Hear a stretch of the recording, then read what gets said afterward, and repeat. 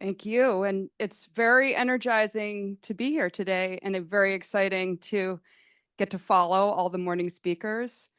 I am going to be representing the health department, but I wanted to start off by saying there's a lot of us here from the health department, and the work that I'm sharing today is the work of many hands.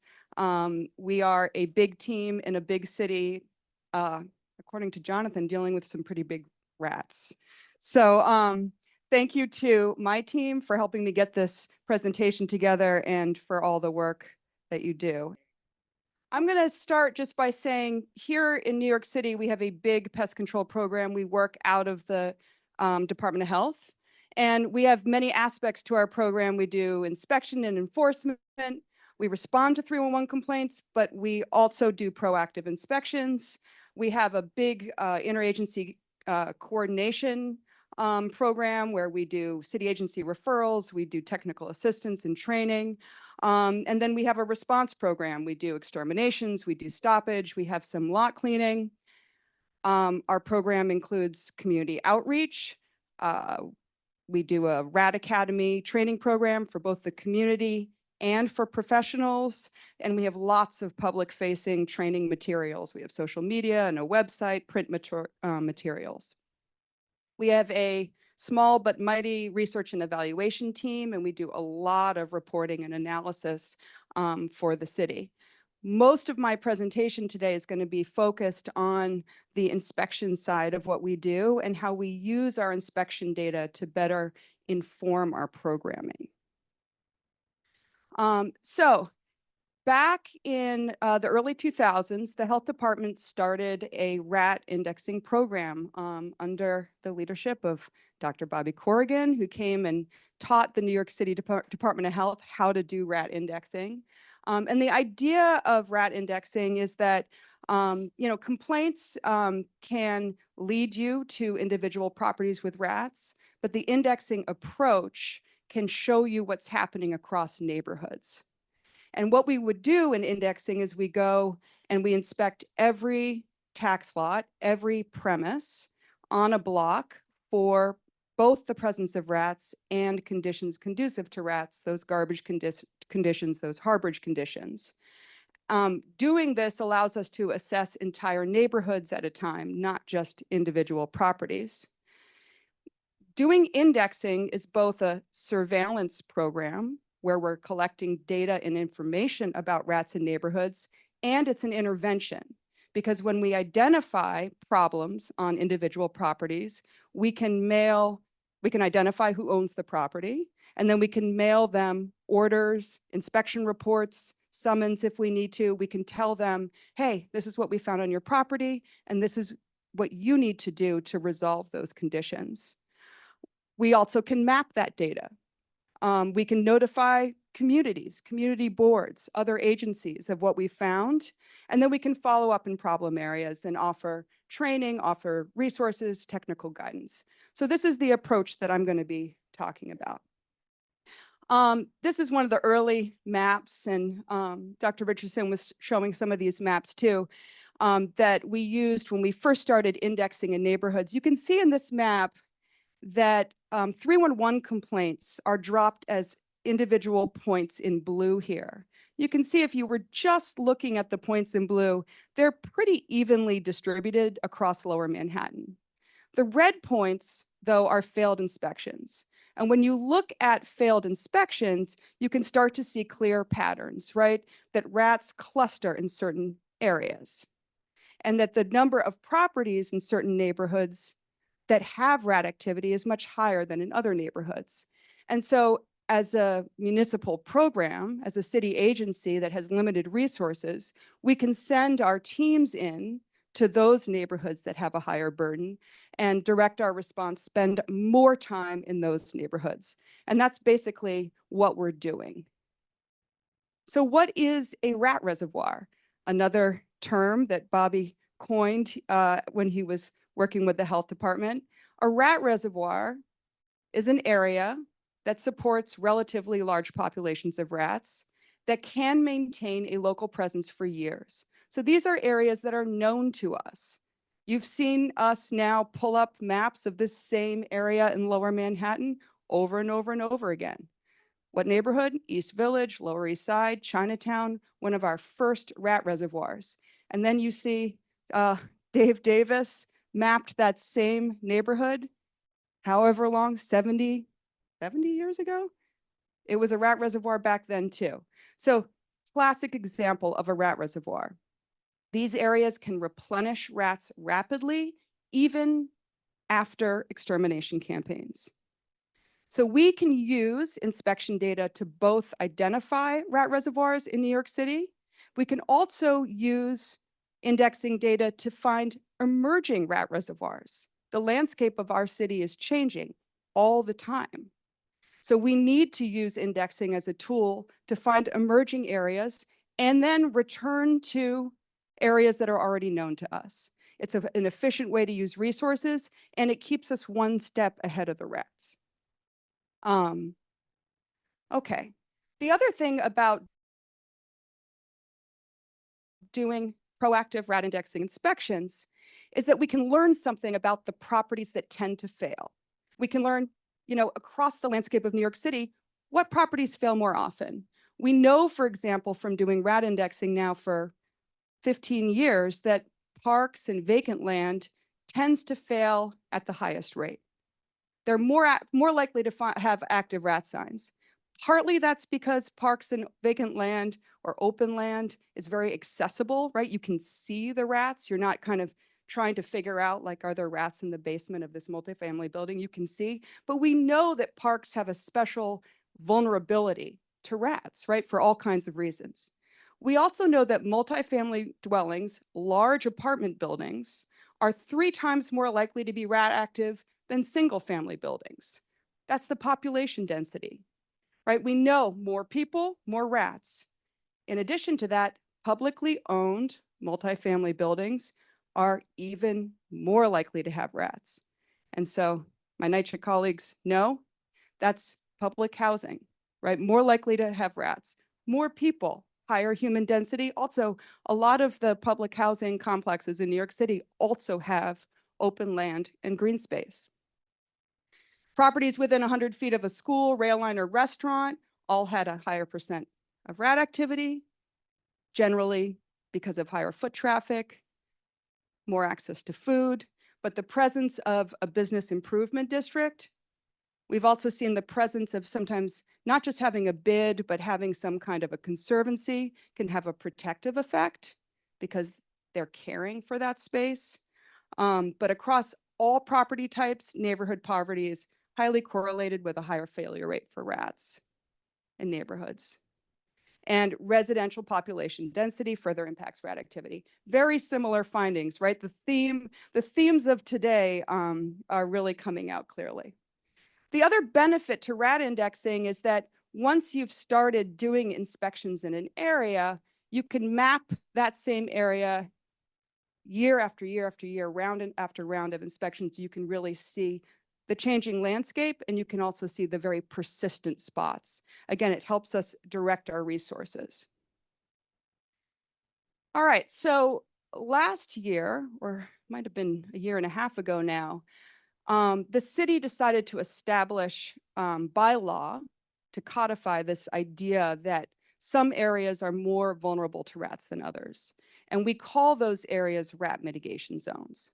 And what we did is we actually put it in the law that in rat mitigation zones, the city would focus more of our resources on these areas with a higher burden of rats. And you can see right now there are 4 large rat mitigation zones in orange. But what I want you to see in this map too is that we started with these small rat reservoirs that we've been studying since about, some of these areas we've been studying since 2009. And so these were areas of the city that when we first started working, we first started in the Bronx, we knew some of these areas, the Mount Hope neighborhood of the Bronx, high poverty area, high rat activity area, very persistent rat activity. But then what we also started seeing is, there are other neighborhoods in this vicinity. This is Fordham area. Down here, this is Grand Concourse, Yankee Stadium. Very persistent signs of rats. So the idea of rat mitigation zones is we basically expanded the area around the rat reservoirs, and we opened it up to include more city-owned property. And then we engaged multiple other agencies to work with us on these larger rat mitigation zones. And that's what brought together the health department, New York City Public Schools, the Housing Authority, sanitation and parks to all work together in a very collaborative way on the rat mitigation zones. The program that we're engaging in is basically neighborhood rat IPM. We're trying to coordinate our efforts and our activities to reduce the conditions that support rats in the rat mitigation zones.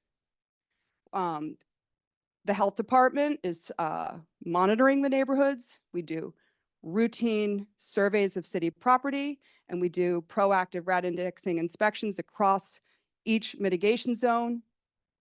All of the private properties are inspected at a minimum of twice per year, more if they have rats. And all of the public properties are surveyed at a minimum of every other month or monthly, depending on the severity. We do a lot of community engagement, but mostly we do interagency coordination. And having Kathy here as our director of rat mitigation has really helped with the interagency coordination. And then we build city programming and legislation to respond to what we're seeing. Our techniques for managing rats range from enforcement, right? Dr. Riegel talked about, having a good health code and enforcing that health code. But we also do a lot of kind of coordinating with other city agencies, engaging, maybe we need to talk to Department of Sanitation about cleaning up an area. Maybe we need to engage with Housing Preservation and Development about working with a particular multifamily building. We have small teams within the Department of Health that do stoppage, where we go up into public realm areas and we seal up rat burrows, we fix infrastructure, and then we do treatment when necessary. Our overarching strategy is to continuously do proactive inspections. The inspections can feed an evaluation. And one of the speakers from this morning said that evaluation is a critical component of this work. We have been fighting the war on rats, trying different things, engaging in different programming for a long time, but it's the evaluation of that programming that will allow us to succeed. We know intuitively, all of us know that reducing rats' access to food waste is the critical component, but understanding what works and what doesn't and how to engage people in what works is kind of our next step, right? We know going in and cleaning up an area will reduce rats, but how do we get people there and how do we do it routinely? We also know that pest proofing our public spaces and building out infrastructure is a critical component, but who's gonna do it? We spend a lot of time talking about who is gonna do this? Is it the private property owner? Is it a public service? Is it an agency? And then what kind of treatments do we use? If we have to treat, what kind of treatment should we use? So these are all the programs that we're grappling with, and this is how we use indexing to evaluate our work.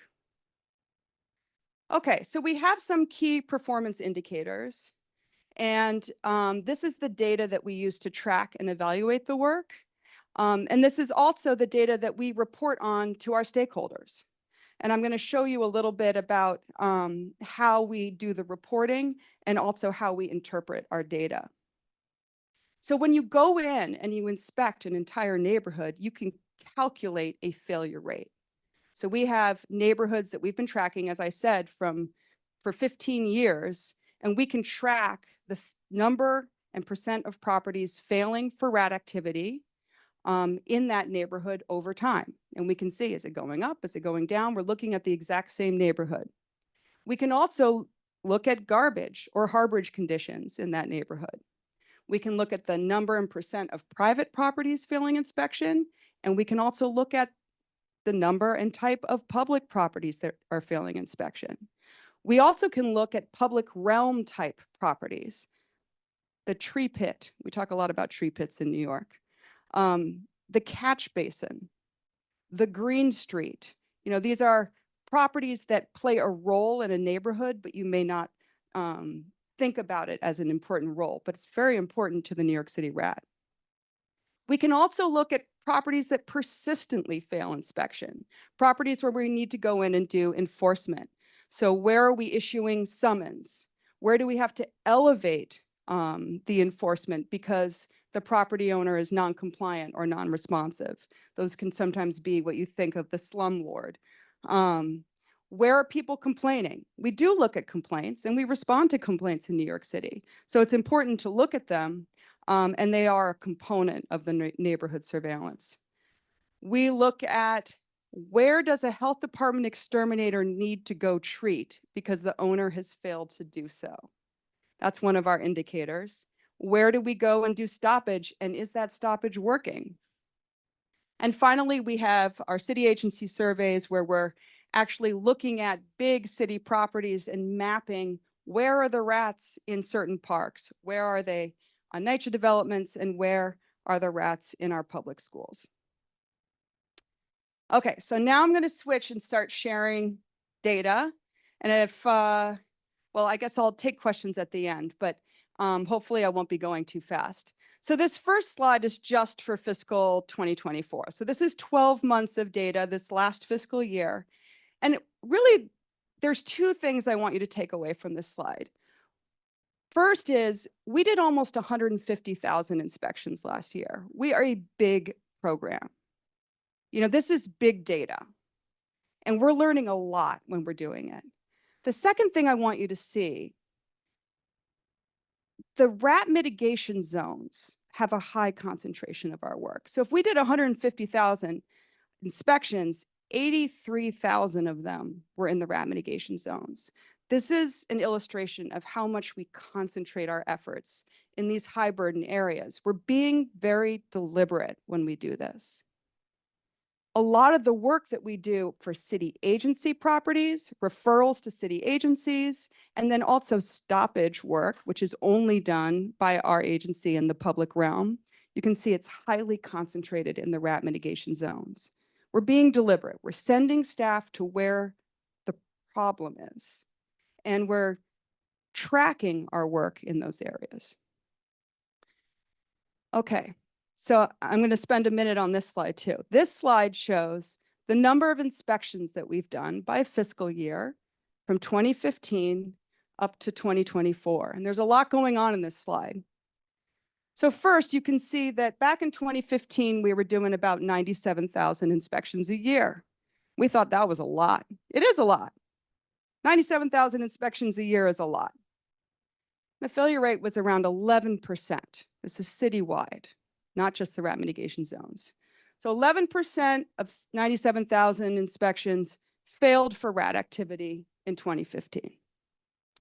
We launched the Attacking Rat Reservoir program. You can see our inspections started creeping up, and then we declared the rat mitigation zones, and we started really ramping up. You can see the failure rate went like this, down, down, down. So it's just started dipping down a little bit.